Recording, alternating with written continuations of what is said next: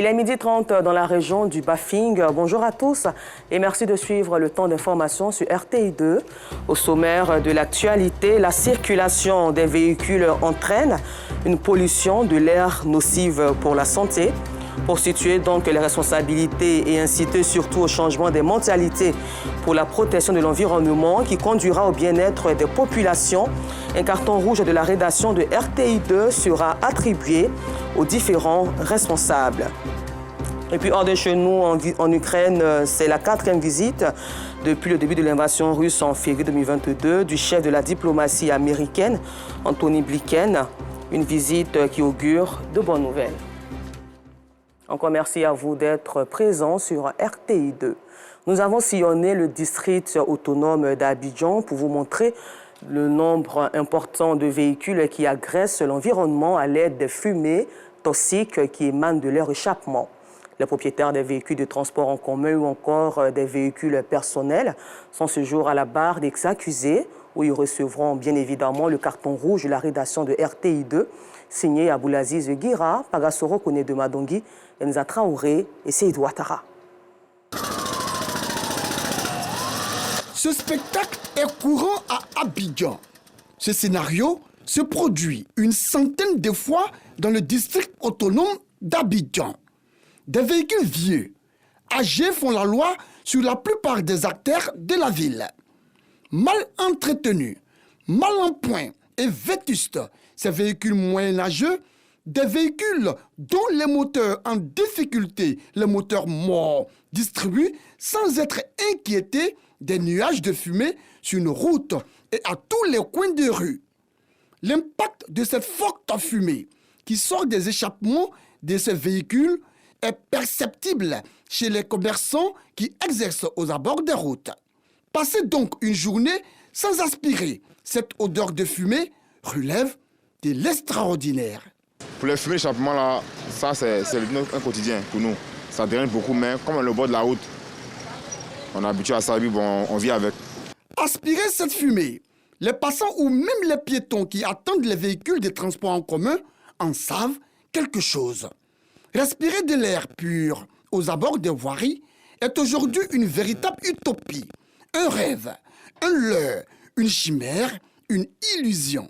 Je suis arrêté là pour attendre les voitures, mais du fait que ils sont arrêtés là, les véhicules qui passent, ça veut que les fumées me fatiguent un peu. La fumée me fatigue, donc j'ai du mal forcément à respirer. Je pense qu'ils devaient envoyer les véhicules à la réparation pour pouvoir bien réparer les voitures, pour ne pas que les voitures fument. Cette fumée polluante qui émane des échappements de voitures est en réalité le fait des véhicules en mauvais état. Des véhicules qui doivent en réalité se retrouver dans des garages, que dis-je, dans des casses et ferrailles. À cela, il faut y ajouter la négligence des chauffeurs et propriétaires des véhicules. On fait fumer une voiture, souvent il y a l'injecteur, il y a l'état du moteur même qui peut faire fumer une voiture. Et puis les voitures, le plus souvent les voitures qui fument beaucoup, c'est les diesels. Le gasoil même que nous prenons là, si ce n'est pas du bon, ça fait fumer une voiture. Même quand on prend une voiture, une nouvelle voiture, au bout de 1 mois, 2 mois, ça commence à fumer un peu. Non seulement ça gâte le véhicule, de deux aussi, c'est un problème pour les usagers.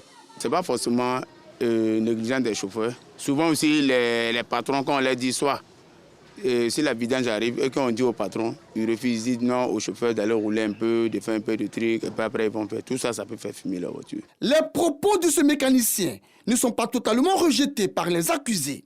Ces derniers évoquent aussi l'implication des stations-service dans ce processus de pollution volontaire de l'environnement. Ça, c'est pas nous, ça, c'est les patrons, les dulacers. Normalement, ce sont eux qui doivent prendre soin de ça. Souvent, nous, on peut voir le pan qui est là, on peut le dire à Dula. Ah, Dula va dire, bon, débrouiller un peu, bon, c'est tout ça qui envoie souvent les trucs comme ça. Nous-mêmes, souvent, ça nous arrange pas, ça nous fatigue. Donc, bon, comme on n'a pas les choix, souvent, on est obligé de se débrouiller ça un peu en attendant que, bon, puisse trouver une solution à ce que, bon, puisse s'arranger en tout cas pour nous. On est dans un domaine où il y a certains qui ont les moyens de faire l'entretien de leurs voitures, puis il y en a aussi qui n'ont pas trop les moyens de faire l'entretien des voitures. Souvent, quand tu vas dans un garage, le mécanicien n'est pas bien. Mais toi, tu as les moyens de faire l'entretien sur la voiture. Bon, par rapport à ça aussi, ça veut que ton moteur, souvent, ça peut fumer. un peu, non? Voilà, maintenant le chauffeur aussi, souvent le chauffeur, ça va prendre gasoil du dernier au coin qui n'est pas une station-service. Voilà, donc il y a tout ça dedans aussi. En fait, la fumée exhalée par ces véhicules vétustes contient du monoxyde de carbone, connu aussi sous le nom de CO. Ce gaz serait responsable de plusieurs troubles. Il peut même causer la mort des personnes intoxiquées. Dans le monde, on dénombre un peu plus de 137 millions de cas d'intoxication au monoxyde de carbone par an, selon des défenseurs de lutte contre la pollution de l'environnement. Pour le bien-être des populations et de l'environnement, ces véhicules polluants, souillants, ces véhicules qui agressent l'environnement, ces véhicules qu'on pourrait même traiter de terroristes environnementaux doivent absolument disparaître. Et pour ce faire, les autorités compétentes doivent réagir, doivent sévir, doivent condamner, doivent prendre des mesures, doivent prendre des décisions idoines. Vu le danger que court l'ensemble des usagers de la route, vu les maladies auxquelles sont exposées les populations, vu que d'innocentes personnes meurent du fait de cette fumée polluante provenant des échappements de voitures, nous, rédaction de RTI 2, ne voulons rester indifférentes. C'est pourquoi nous attribuons 1, 2, 3, 4 et 5 cartons rouges à tous ces chauffeurs et propriétaires des véhicules caducs, polluants, salissants pour leur indifférence, leur insouciance, leur indiscipline, leur incivisme. Carton rouge également à ces fonctionnaires de police qui en réalité devaient interpeller et mettre en fourrière tous ces véhicules et engins polluants. Vivement qu'une solution soit trouvée pour le bonheur des usagers de la route. En tout cas, que ceux qui ont des oreilles pour entendre, entendent. La rédaction de RTI 2, quant à elle, a parlé. Et ce reportage est à revoir sur RTI Info. Au chapitre éducation, dans quelques jours, les élèves vont reprendre le chemin des classes. Et les écoles laïques et confessionnelles s'activent pour les préparatifs. Le constat de Yacouba Koulibaly. Depuis leur intégration au système d'enseignement laïque national, les établissements confessionnels islamiques sont dans la dynamique des préparatifs de la rentrée des classes. Ici, dans cet établissement confessionnel, au quartier avocatier dans la commune d'Abobo, le dispositif organisationnel pour les inscriptions est mis en place. Yacouba, parent d'élèves, vient de s'informer sur les formalités dans la nouvelle école de ses enfants. Mon enfant ne fréquente pas ici. Cette année, j'ai décidé d'envoyer mon enfant ici. On m'a dit ici, on enseigne bien. Donc, je suis venu faire l'enseignement. Sa fille aînée, toute heureuse, lui promet un bon résultat à la fin de l'année scolaire. Je suis satisfaite de venir dans cet établissement. Je vais faire mon effort pour avoir un bon résultat, pour que mon papa soit fier de moi. Pour éviter la confusion dans le choix des couleurs des tenues d'école exigées, l'établissement propose des uniformes. L'année dernière, on a donné le choix à tous les parents d'acheter des tissus ailleurs. Et on a vu la différence des couleurs. Donc cette année, on a voulu vraiment que toutes les couleurs soient les mêmes, quoi. Donc c'est pourquoi on a voulu vendre les tissus ici. Aujourd'hui, nous allons jusqu'à 400-500 inscrits. Donc je pense que c'est bien, ça avance, les exécutions avancent très bien. Cette parente d'élève a rempli les formalités d'inscription de son fils, affecté en classe de 6e. Elle profite de l'occasion pour acheter des uniformes vendus sur place. Ce matin, je suis venue pour l'inscription de mon enfant qui est affecté ici, qui passe en classe de 6e. Donc j'ai payé la tenue ici pour ne pas avoir une différence de couleur par rapport à ses autres camarades. Après maintenant, je vais envoyer ça chez le couturier. Par la grâce de Dieu, en tout cas, pour un début, ça se passe bien. Face aux difficultés financières de certains parents d'élèves, le fondateur de l'établissement revient sur les mesures d'assistance sociale. Bon, il y a les cas sociaux qui me reviennent autant quand je suis au bureau. Donc c'est des cas sociaux que nous avons mis un système pour les aider. Il y a des cas que nous prenons totalement en charge, nous-mêmes. Par rapport, nous connaissons, on connaît le parent, on essaie de l'aider tant qu'un peu. Il y a des cas qui sont à 25% d'aide, il y a d'autres qui sont à 50%. Il y a d'autres, on leur dit seulement de payer les matériels didactiques pour l'enfant. Et le reste, Inch'Allah, nous, on se charge. Autre établissement, autre réalité. au quartier Akeikwa, toujours dans la commune d'Abobo. C'est la visite du chantier et des salles d'inscription par le fondateur, Mamadou Doumbia. On a visité tout à l'heure la salle de correspondant fichier et on a aussi rendu visite aux éducateurs qui ont commencé à inscrire les enfants. Donc l'affluence est, comme vous le constatez, les parents sont en train de venir inscrire les enfants. Vu l'affluence des parents d'élèves, nous avons décidé cette année de construire des nouvelles classes. Comme vous l'avez constaté, nous avons cette année près de 10 classes qui seront en finition. Et Inch'Allah, d'ici la rentrée, tout sera fin prêt. Une fois au bureau du responsable pédagogique, les bulletins du 3e trimestre des retardataires sont exposés. Les emplois du temps des classes et des professeurs sont disponibles.